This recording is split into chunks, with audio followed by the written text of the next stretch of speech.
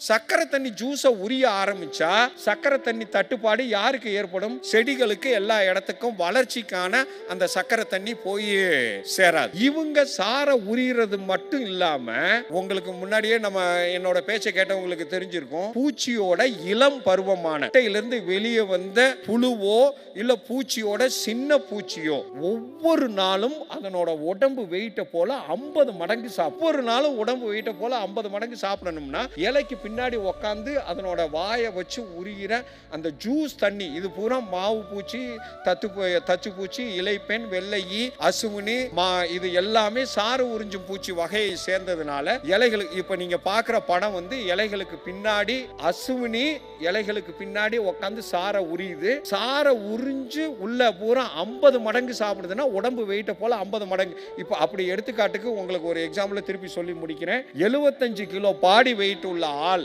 50 மடங்கு சாப்பிடணும்னா எவ்வளவு சாப்பிடணும் யோசிச்சு பாருங்க. 75 கிலோ பாடி வெயிட் உள்ள ஆள் 50 மடங்குனா எவ்வளவு சாப்பிடணும்? 3500 கிலோ சாப்பிடணும். நம்மளால 3 கிலோ கூட ஒரு நாள் திங்க முடியாது.